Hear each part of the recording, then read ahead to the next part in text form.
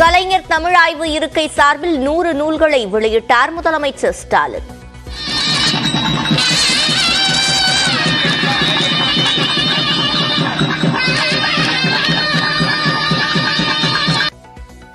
நூல் எழுத்தாளர்களுக்கு சால்வை அணிவித்து சான்றிதழ்களை வழங்கினார்.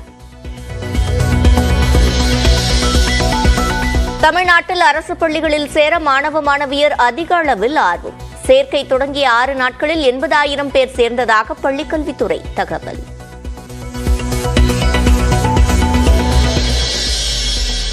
திமுக காங்கிரஸ் இடையிலான தொகுதி பங்கீடு ஒப்பந்தம் இன்று மாலை கையெழுத்தாக உள்ளதாக வாய்த்தவல்.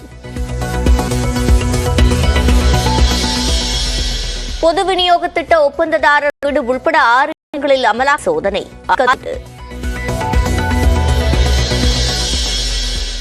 வேட்டையன் படத்தின் ஷூட்டிங்கிற்காக ஹைதராபாத் புறப்பட்டார் ரஜினிகாந்த். 75% பணிகள் படம் முடிஞ்ச பிறகு அனௌன்ஸ் பண்ணுவாங்க. ரூபாய் அதிகரித்து 6,150க்கு விற்பனை.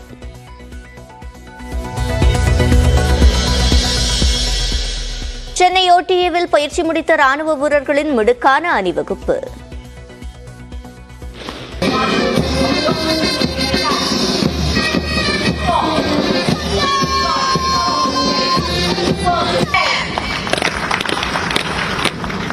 பயிற்சியில் சிறப்பாக செயல்பட்ட வீரர்களுக்கு விருது வழங்கிய விமானப்படை தளபதி.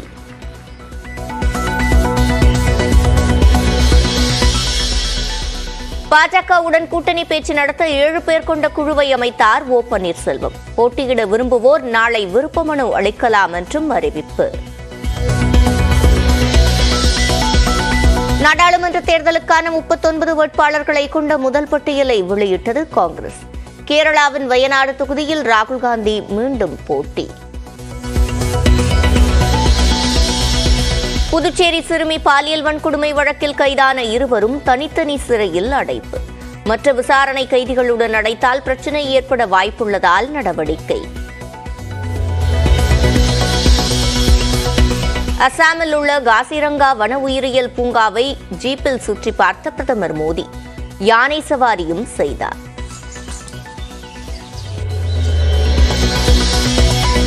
அப்பல்லோ மருத்துவமனையில் இருந்து நடிகர் அஜித் டிஸ்சார்ஜ். காதிற்கு செல்லும் நரம்பில் அறுவை சிகிச்சைக்கு பின்னர் உடல்நிலை முன்னேறியதால் வீடு திரும்பினார்.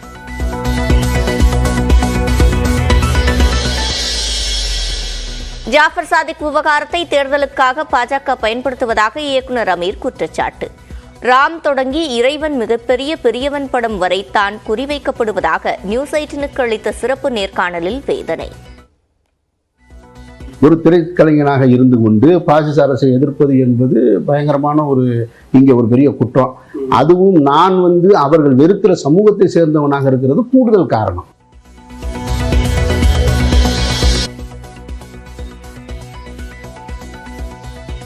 தமிழ்நாடு வேளாண்மை பல்கலைக்கழகத்தில் 43வது பட்டமளிப்பு விழாவில் ஆளுநர் RN ரவி பங்கேற்றுள்ள நிலையில் வேளாண் அமைச்சர் MRK பன்னீர்செல்வம் பங்கேற்கவில்லை.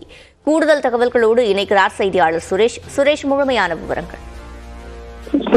தமிழ்நாடு வேளாண்மை பல்கலைக்கழகத்தில் 43வது பட்டமளிப்பு விழா நிகழ்ச்சி நடைபெற்று வருகிறது. வேளாண்மை பல்கலைக்கழக பட்டமளிப்பு விழா அரங்கில் தற்போது நிகழ்ச்சி நடைபெற்று வருகிறது. தமிழ்நாடு ஆளுநர் RN ரவி தலைமையேற்று பட்டங்களை வழங்கி வருகிறார். நிகழ்ச்சி தொடர்ந்து நடைபெற்று வருகிறது. இவ்விழாவில் உறுப்பு கல்லூரிகளில் இருந்து 1589 மாணவர்கள் நேரடியாகவும் 299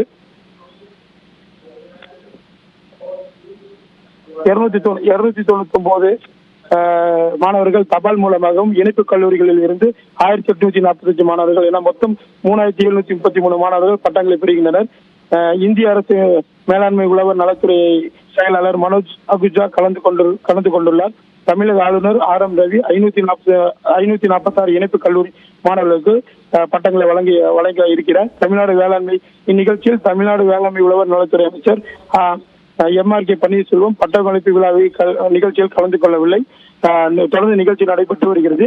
முன்னதாக தேசிய கீதம் தமிழ் வாழ்த்துடன் நிகழ்ச்சி தொடர்ந்து நடைபெற்று வருகிறது. சிவரஞ்சனி, விவரங்களை வழங்கியமைக்கு நன்றி சுரேஷ்.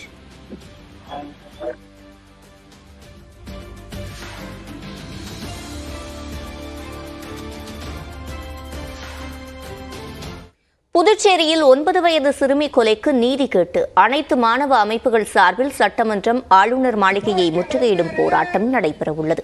இதற்காக அண்ணா சிலையிலிருந்து பேரணியாக மாணவர் அமைப்பினர் புறப்பட்டுள்ளனர். கூடுதல் விவரங்களை செய்தியாளர் இளவமுதனிடம் கேட்கலாம். இளவமுதன், கள நிலவரம். சிவரஞ்சனி 9 வயது சிறுமி படுகொலை செய்யப்பட்ட நாளிலிருந்து புதுச்சேரியில் போராட்ட களமாக தான் காட்சியளிக்கிறது. நேற்று இந்தியா கூட்டணி சார்பிலும் அதிமுக சார்பிலும் நடைபெற்ற பந்த் போராட்டத்தின் காரணமாக எதிரொலியாக இந்த போராட்டம் தொடர்ந்து கொண்டுதான் இருக்கிறது. குறிப்பாக நேற்று போலீசாருடைய செயல்பாடு மிக குறைவாக இருந்தனால் அரசியல் கட்சியினர் ஆளுநர் மாளிகை நோக்கி கடுமையாக ஓடி சென்று போராட்டம் நடத்த வேண்டிய சூழ்நிலை ஏற்பட்டது. இதன் காரணமாக இன்று போலீசார் ஆளுநர் மாளிகை, சட்டமன்ற வளாகம் மற்றும் தலைமை தபால் நிலையம் சுற்றி ஏராளமான போலீசாரை குவித்து இருக்கிறார்கள், தடுப்பு கட்டைகளை அமைத்திருக்கிறார்கள். இந்த நிலையில் தான் மாணவர் அமைப்பினர் ஒன்றிணைந்து இன்று பேரணியை நடத்துகின்றனர். அண்ணா சாலையிலிருந்து, அண்ணா சிலையிலிருந்து இந்த போராட்டம் துவங்கி இருக்கிறது. ஊர்வலமாக வரும் மாணவ மாணவியர் சிறுமிக்கு நீதி கிடைக்க வேண்டும் என்ற கோஷங்களை எழுத்து வருகிறார்கள். கஞ்சா போதையை வெறியாளர்களை கடுமையாக தண்டிக்க வேண்டும், சிறுமிக்கு படுகொலைக்கு பொறுப்பேற்று முதலமைச்சர் மற்றும் உள்துறை அமைச்சர் பதவி விலக வேண்டும், கலாச்சாரத்தை சீரழிக்கும் கஞ்சா போதையை தடுப்பதற்கும் ரெஸ்டோ பாரை ஒழிப்பதற்கும் அரசு நடவடிக்கை எடுக்க வேண்டும் என கோஷங்களை எழுப்பிய வண்ணம் மாணவர்கள் வந்த வண்ணம் இருக்கிறார்கள். அண்ணா சாலை, நேரு வீதி, மிஷன் வீதியாக இவர் வருகிறார்கள். சட்டமன்றம் அருகே இவர்கள் கோஷங்களை எழுப்பி களைவதாக இருக்கிறது. இருப்பினும் மாணவர்கள் தடையை மீறி ஆளுநர் மாளிகைக்கோ சட்டமன்றத்துக்கோ சென்று விடக்கூடாது என்பதற்காக 300க்கும் மேற்பட்ட போலீசார் ஆங்காங்கே நிறுத்தப்பட்டிருக்கிறார்கள். தடுப்பு வேலிகளும் அமைக்கப்பட்டிருக்கிறது. இந்த சூழ்நிலையில் தான் இந்த போராட்டம் நடைபெற்றுக் கொண்டிருக்கிறது. ரஞ்சனி, விவரங்களை வழங்கியமைக்கு நன்றி இளவமுதன். மந்திரி வரைக்கும் போகுதா? திமுக மற்றும் காங்கிரஸ் இடையிலான தொகுதி பங்கீட்டு ஒப்பந்தம் இன்று மாலை கையெழுத்தாக வாய்ப்பிருப்பதாக தகவல் வெளியாகியுள்ளது. மக்களவைத் தேர்தல் தொடர்பாக திமுக கூட்டணியுடன் முதலில் தொகுதி பங்கீடு பேச்சுவார்த்தையை தொடங்கிய காங்கிரஸ் கட்சிக்கு தற்போது வரை உடன்பாடு எட்டப்படவில்லை. திமுகவுடன் காங்கிரஸ் தலைமை தொலைபேசி வாயிலாக பேச்சுவார்த்தை நடத்தி வருவதாக அக்கட்சியின் மாநில தலைவர் செல்வ பெருந்தகை தெரிவித்திருந்தார். இந்நிலையில் தமிழக காங்கிரஸ் மேலிட பொறுப்பாளர்களான முகுல் வாஸ்னிக் மற்றும் அஜய்குமார் டெல்லியிலிருந்து இன்று மாலை 4 மணிக்கு சென்னை வர இருப்பதாக தகவல் வெளியாகியுள்ளது. சத்தியமூர்த்தி பவனில் கட்சி நிர்வாகிகளுடன் ஆலோசனை நடத்திய பிறகு காங்கிரஸ் தலைவர்கள் அண்ணா அறிவாலயம் செல்வார்கள் என்று கூறப்படுகிறது. அதன் பிறகு மாலை 6 மணி அளவில் திமுக காங்கிரஸ் இடையிலான தொகுதி பங்கீடு ஒப்பந்தம் கையெழுத்தாகும் என்று எதிர்பார்க்கப்படுகிறது. கடந்த மக்களவைத் தேர்தலை போன்றே இம்முறையும் தமிழ்நாட்டில் 9, புதுச்சேரியில் 1 என 10 தொகுதிகள் காங்கிரசிற்கு ஒதுக்கப்பட இருப்பதாக தகவல் வெளியாகியுள்ளது.